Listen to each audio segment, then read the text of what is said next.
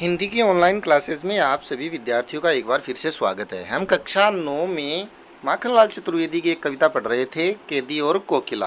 कैदी और कोकिला हमने ये चैप्टर आधा पढ़ लिया था। यहाँ तक हमारा हो गया था, मृदुल वैभव की रखवाली सी कोकिल बोलो तो, कि तुम वसंत ऋतु के वैभव की क्या रखवाली कर रही थी, जिससे तुमसे जिसने किसी ने लूट लिया, इसलिए तुम रात्रि को बोल रही हो क्या। इससे आगे आज हम स्टार्ट करते हैं। कवि क्या कहता है, देखते हैं। क्या हुई बावली अर्धरात्रि को चीखी कोकिल बोलो तो, किस दावा नल की ज्वालाएं हैं दिखी कोकिले बोलो तो। कोयल बोल रही है रात्रि के समय। कवि है वो जेल में कैद है, कारागार में कैद है, और कोयल की मीठी वाणी सुनकर के उसका चैन भंग हो जाता है और वो पूछने लग जाता है, ये कोयल तुम क्यों बोल रही हो, मेरी दुर्दशा कैसी है वो तुम देख रही हो। अपनी दुर्दशा के बारे में भी वो बताता है। यहाँ पर कवि कहता है, क्या हुई बावली, क्या तुम पागल हो गई हो। बावली यानी पागल। क्या तुम पागल हो गई हो जो आधी रात को चीख पड़ी हो, इस प्रकार से पुकार करने लग गई हो। वेदना भरी आवाज में तुम, कष्ट भरी आवाज में, दुख भरी आवाज में तुम बोलने लग गई हो। क्या तुम पागल हो गई हो कोकिल बोलो तो, तुम मुझे बताओ, तुम मुझे समझाओ। क्या तुम आधी रात को बोल रही हो, क्योंकि पागल ही होता है जो आधी रात को बोलने लग जाता है, चिल्लाने लग जाता है। तो तुम्हारे आधी रात को बोलने का क्या कारण है, तुम मुझे बताओ तो। किस दावानल की, दावानल किसे कहते हैं, दावानल कहते हैं जंगल की आग। जंगल की आग।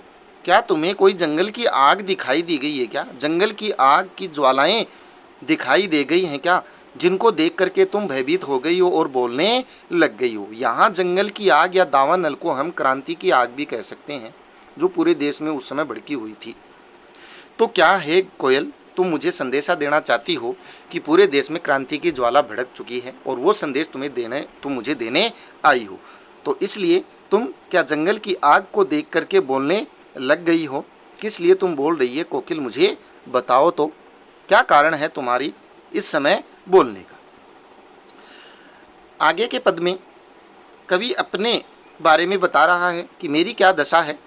ऊपर भी बताया था, यहाँ फिर वो अपनी दशा के बारे में बता रहा है कि किस प्रकार मुझे इस जेल में परेशानी का सामना करना पड़ रहा है, किस प्रकार ये अंग्रेज शासक हमें सता रहे हैं, परेशान कर रहे हैं।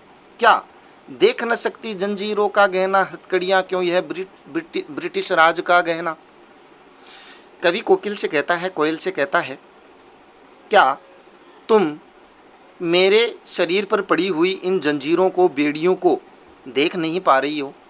इन जंजीरों को देख करके तुम दुखी हो, परेशान हो और तुम बोलने लग गई हो। हथकड़ियां, इन्हें हम हथकड़ियां क्यों कहें, इन जंजीरों को, इन बेड़ियों को हम हथकड़ियां नहीं कह सकते, क्योंकि हम क्रांतिकारी हैं, क्रांतिकारी हैं, इसलिए हम इनको हथकड़ियां क्यों कहें। ये तो ब्रिटिश शासन का दिया हुआ आभूषण है, आभूषण है।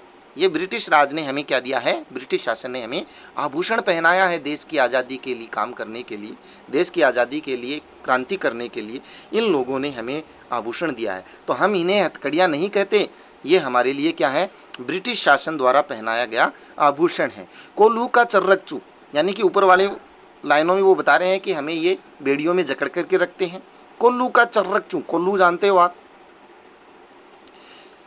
तेल निकालने के लिए जिस प्रकार तेली किसी बैल के कंधे पर लकड़ी डाल करके उसको चारों तरफ घुमाता रहता है, दिन रात घुमाता रहता है, उसे हम कोल्हू कहते हैं। या कुएं से पानी निकालने के लिए भी पहले बैल के कंधे पर लकड़ी लगाई जाती थी और वो चारों तरफ कुएं के घूमता रहता था और पानी निकलता रहता था। तो इस प्रकार कवि कह रहा है कि ये ब्रिटिश शासन हमसे कोल्हू खिंचवाता है, और कोल्हू खींचने से जो चर चर की आवाज होती है लकड़ी से, वो हमारे जीवन का गाना बन गया है, स्वर बन गया है, तान बन गया है।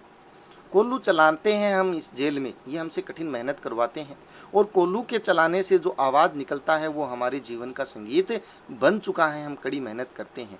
गिट्टियों पर अंगुलियों ने लिखे गान, ये हमसे गिट्टियां तुड़वाते हैं, गिट्टियां मतलब पत्थर तुड़वाते हैं, छोटे छोटे टुकड़े करवाते हैं, और उन पत्थरों को तोड़ने से हमारे उंगलियों पर निशान पड़ गए हैं, कुछ चोटें पड़ गई हैं हथौड़े की। उन उंगलियों पर जो ये चोटें हैं, वो कहते हैं कि हमने इन उंगलियों पर क्या लिखे हैं, गाने लिखे हैं, स्वतंत्रता के गीत लिखे हैं, गिट्टियां तोड़ तोड़ करके। हूं यानी मैं मोट खींचता, मोट भी एक प्रकार का कोल्लू ही होता है जिसमें पेट पर एक लकड़ी बांधी जाती है और कुएं से पानी निकाला जाता है। हम मोट खींचते हैं, हम कोल्लू खींचते हैं, चरस खींचते हैं, चड़स बोलते हैं, चड़सा। ये एक चमड़े का मोटा डोल होता है, बर्तन होता है और पानी खींचा जाता है। बहुत सारे कैदियों से पानी खिंचवाया जाता था, उनके कमर पर रस्सी बांध करके खिंचवाते थे। तो हूं मोट खींचता, हम मोट खींचते हैं। लगा पेट पर जुआ का मतलब बैलों के कंधे पर जो लकड़ी लगाई जाती है, दो बैलों के कंधे पर जो लकड़ी रखी जाती है उसको जुआ बोलते हैं।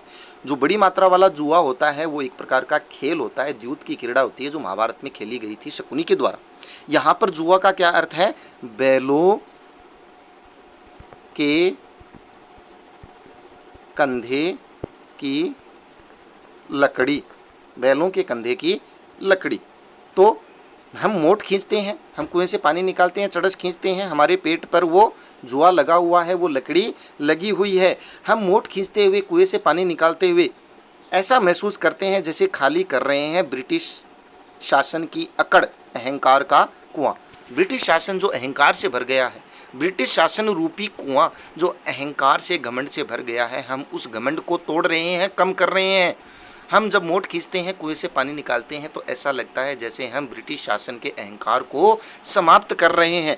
ऐसी कठिनाई में, कौन सी कठिनाई में? जहां हमें जंजीरों से बांधा गया है, हथकड़ियां लगाई गई हैं, कोल्लू चलवाया जाता है, गिट्टियां तुड़वाई जाती हैं, पानी खिंचवाया जाता है। तो इस स्थिति में, इन दिनों में करुणा क्यों जगे? ऐसी कठिन परिस्थिति में, दुखदायक स्थिति में करुणा क्यों जगेगी? हम तो पहले से ही दुखी हैं, पहले से ही दुखी हैं। रुलाने वाली तुम और ज्यादा करुणा क्यों जगा रही हो, और ज्यादा कष्ट क्यों दे रही हो, और ज्यादा पीड़ादायक आवाज बोल करके हमारे अंदर और कष्ट क्यों पैदा कर रही हो?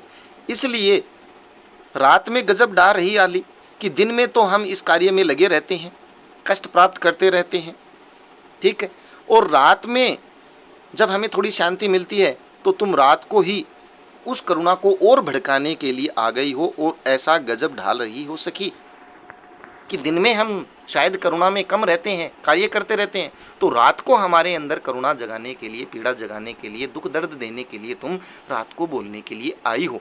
तो हे सखी, तुम रात को क्यों बोल रही हो अर्धरात्रि में? हमें बताओ, समझाओ, कोई संदेश है, कोई बात है तो आप हमें बताइए। चलिए फिर आगे बढ़ते हैं। इस शांत समय में अंधकार को वेद रो रही क्यों हो कोकिल, बोलो तो चुपचाप मधुर विद्रोह बीज इस भांति बो रही क्यों हो कोकिल, बोलो तो। हे कोयल, तुम बोलो। इस शांत समय में, जब चारों ओर शांति छाई हुई है रात्रि के समय, इस अंधकार में, अंधेरी रात को तुम बेध रही हो, काट रही हो, चीर रही हो, रो क्यों रही हो? तुम अपनी वाणी में रुदन क्यों प्रकट कर रही हो? जब चारों तरफ शांति है तो तुम्हारा ये रोना इस शांति में अशांति पैदा कर रहा है। कोकिल, बोलो तो। इस रात्रि के समय जब सब शांत है तो तुम क्यों बोल रही हो, क्यों रो रही हो? और चुपचाप मधुर विद्रोह बीज, तुम चुपचाप इस वाणी के माध्यम से धीरे धीरे, चुपके चुपके, मधुरता से, कोयल की आवाज मीठी होती है तो मधुरता से विद्रोह के बीज, अंग्रेजी शासन के विद्रोह के लिए तुम हमारे अंदर विचार भावना पैदा कर रही हो, विद्रोह के बीज बो रही हो। इस प्रकार क्यों बो रही हो? रात्रि में आकर के मीठी वाणी के माध्यम से हमारे मन में क्रांति की भावना भर क्यों रही हो? कोकिल, बोलो तो। तुम्हारी आवाज में हमें क्रांति करने का और एहसास होता है, तो तुम इस रात्रि को क्यों बोल रही हो? आगे कवि कहता है, काली तू, रजनी भी काली, शासन की करनी भी काली, काली लहर कल्पना काली, मेरी काल कोठरी काली, टोपी काली, कमली काली, और ये लो श्रृंखला काली, पहरे पर हुंकृत की ब्याली। देखिए, बहुत इंपॉर्टेंट पद आया है। क्या कहते हैं? काली तू, तुम्हारा रंग भी काला है। रजनी, रजनी यानी रात, रात भी क्या है? काली है। शासन, अंग्रेजी शासन की। करनी, करनी यानी कार्य, करनी यानी कार्य भी काले हैं, इनके कार्य भी क्या रहे हैं? काले। यहां काले का अर्थ क्या है? बुरा, बुरे का है। ऊपर तो एक रंग काला है, यहां पर शासन का जो कार्य है वो भी क्या है? बहुत बुरा है। बुरा शासन है, लहर काली, इस शासन की लहर ही क्या आ गई है, काली आ गई है, बुराई की लहर आ गई है। इस शासन की कल्पना, ये कल्पना में भी क्या करते हैं, काले कारनामे करते हैं, बुरे कार्य करने की सोचते हैं। मेरी काल कोठरी का रंग भी क्या है, काला है, मेरी टोपी भी इन्होंने काली दी है, और कंबल जो है, कमली यानी कंबल, कंबल, कंबल भी क्या है, काला ही है। तो चारों तरफ काला ही काला मुझे दिखाई दे रहा है। यहां तक कि मेरी लोहे की कड़ियां, श्रृंखला यानी कड़ियां, मेरी ये जो लोहे की श्रृंखलाएं हैं, कड़ियां हैं, ये भी कैसी हैं, ये भी काली हैं।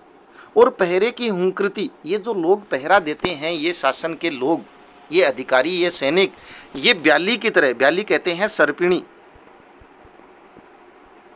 सर्पिणी, ये सांप की तरह हुंकारते हैं, फुंकार मारते हैं, गाली देते हैं, गलोच करते हैं, हमारे साथ गुस्सा करते हैं। ये पहरे में भी हमें सोने नहीं देते हैं, सर्पिणी की तरह फुंकार मारते हैं, गाली गलोच करते हैं। तिस पर है गाली, यानी कि पहरा तो देते ही हैं, हुंकार तो भरते ही हैं पहरे में, और उस पर, तिस पर यानी उसके ऊपर गाली, हे सखी, आली यानी सखी, ये गाली भी हमें निकालते हैं, हमें अपशब्द बोलते हैं, बुरा बोलते हैं। हम राजनीतिक कैदी हैं, क्रांतिकारी हैं, और हमारे साथ चोर डाकुओं के जैसा, अत्याचारियों के जैसा व्यवहार करते हैं, गाली निकालते हैं, हुंकार करते हैं, पहरा देते हैं, तो सर्पणी की तरह फुंकार करते हैं। आगे है, इस काले संकट सागर पर मरने की मदमाती कोकिल बोलो तो। इस काले संकट में, ये बुरा जो संकट हमारे सामने सागर के रूप में, समुद्र के रूप में आ गया है पूरे देश पर, मरने की, जिसके लिए हम मरने के लिए तैयार हैं, मरने की अवस्था में है। मदमाती, तुम आनंद में, नशे में, कोकिल बोल रही हो, तो क्यों बोल रही हो, तुम्हारे बोलने का क्या कारण है? अपने चमकीले गीतों को क्यों कर हो तैराती कोकिल बोलो तो। तुम्हारे गीत जो हैं, चमकीले गीत मतलब भावनाएं भर देने वाले, मन में एक भाव भर देने वाले, ये जो गीत तुम बोल रही हो, क्यों तैरा रही हो इस शांत वातावरण में? तुम अपनी बोली से, अपनी गायन से, अपने गीत से, अपनी कूक से पूरे शांत वातावरण में ये चमकीले गीत क्यों लहरा रही हो, तैरा रही हो कोकिल? तुम बताओ तो सही, इस रात्रि के समय में तुम क्यों बोल रही हो? अब यहां पर देखो, एक प्रश्न भी बन सकता है। यहां पर कवि है इन पंक्तियों के माध्यम से अपनी स्थिति और कोयल की स्थिति की तुलना कर रहा है कि मेरा जीवन कैसा है, और हे कोयल, तुम्हारा जीवन कैसा है, तुम्हारे जीवन में और मेरे जीवन में कितना अंतर है, वो यहाँ बताया गया है। मुझे मिली है, तुझे मिली है हरियाली डाली, हे कोयल, तू हरी भरी डाली पर बैठी है। मुझे नसीब कोठरी काली, और मैं काल कोठरी में कैद हूं। तेरा नभ भर का संचार, तुम आसमान, नभ यानी आसमान भर में संचार करती हो, उड़ती हो, घूमती हो, भ्रमण करती हो। मेरा 10 फुट का संसार, मुझे ये 10 फुट की काल कोठरी मिली है, केवल 10 फुट की इस काल कोठरी में ही मैं आ और जा सकता हूं। तेरे गीत कहावे वाह, तू जो बोलती है तो तेरे गीतों को लोग कहते हैं वाह, क्या गीत गा रही है कोयल, क्या मीठी वाणी बोल रही है। रोना भी है मुझे गुनाह, और हम क्रांतिकारी लोग इस कैद में अगर कुछ बोलते भी हैं, पीड़ा भी व्यक्त करते हैं, तो लोग हमें क्या कहते हैं, गुनाह कर दिया, अपराध कर दिया, और बोलने पर भी क्या करते हैं, मारते हैं, उसे अपराध के रूप में लेते हैं। तो तुम्हारे गीत पर लोग प्रशंसा करते हैं, और हमारे गीतों को वो गुनाह की दृष्टि से, अपराध की दृष्टि से लेते हैं। गुनाह यानी अपराध। देख विषमता तेरी मेरी, अब तुम खुद ही देखो कि कितना अंतर है। विषमता यानी अंतर। तुम अच्छे वातावरण में बैठी हो, हरियाली डाली पे बैठी हो, और मैं यहाँ पर कष्टपूर्वक इस काल कोठरी में कैद हूं। तो देख विषमता तेरी में, तेरी मेरी ये विषमता, अंतर देख, बजा रही, फिर भी बजा रही हो, इतने अंतर होने पर ही, इतनी विषमता होने पर भी रणभेरी बजा रही हो। रणभेरी यानी युद्ध के समय बजने वाला नगाड़ा, युद्ध के आगमन होने का संदेश। तो इतनी विषमता होने पर भी तुम खुली डाली पर, खुले वातावरण में विचरण करने वाली, और मैं यहाँ पर कैद, उसके बावजूद, उसके ऊपर भी तुम हमको युद्ध की क्या संदेश देने आई हो, रणभेरी बजाने आई हो इस अपनी वाणी के माध्यम से। कवि अंत में क्या कहता है ये देखिए, इस हुंकार पर, किसके हुंकार पर? तुम्हारी इस रणभेरी की हुंकार पर। शायद तुम अपनी वाणी के माध्यम से हमें जगाने आई हो, क्रांति का स्वर पैदा करने आई हो। तो तुम्हारी इस हुंकृति पर, इस हुंकार पर, अपनी कृति से, कृति यानी अपने कार्यों से,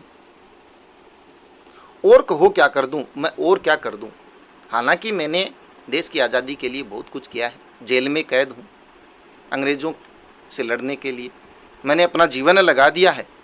तुम फिर भी आज अपनी वाणी के माध्यम से मुझे पुकार रही हो क्रांति करने के लिए, तो तुम बताओ मैं अपने कार्यों से, कृति यानी अपने कार्यों से, कहो तुम बोलो और क्या करूं, कोकिल बोलो तो तुम बताओ तो। मोहन के व्रत पर, मोहन यानी गांधी जी, मोहन यहाँ कौन है, मोहनदास करमचंद गांधी। गांधी जी के व्रत, व्रत यानी संकल्प, गांधी जी ने ये जो संकल्प लिया है देश की आजादी का, तो उस मोहन के अर्थात उस गांधी जी के व्रत पर, संकल्प पर अपने प्राणों का आसव यानी मदिरा किसमें भर दूं, किस प्याले में भर दूं, मैं अपने प्राणों रूपी मदिरा को तुम कहो तो मैं किसमें भर दूं, मैं अपने प्राण भी न्यौछावर कर देना चाहता हूं।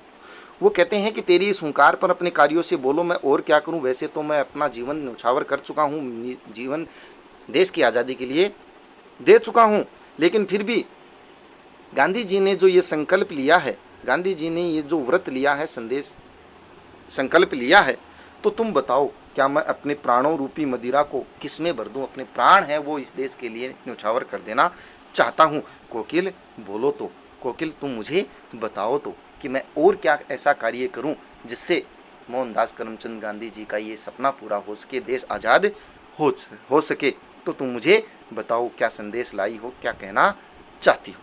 तो आज हमने इस चैप्टर को कंप्लीट किया है। यहाँ कवि कोयल से पूछ रहा है कि मैं और ऐसा क्या कार्य करूं, और साथ ही साथ अपनी और कोयल की स्थिति में जो अंतर है उसका वर्णन किया, और साथ ही अपनी जो स्थिति है, खुद की जो स्थिति है जेल में कैद होने पर किस प्रकार की यंत्रणाएं, परेशानियां उसको दी जाती थी, उसका वर्णन भी उन्होंने किया है। आशा है ये पूरी कविता आपको समझ आई होगी। आज की वीडियो में बस इतना ही, मिलते हैं अगले वीडियो में, आकर्षक वीडियो में। वीडियो देखने के लिए बहुत बहुत धन्यवाद।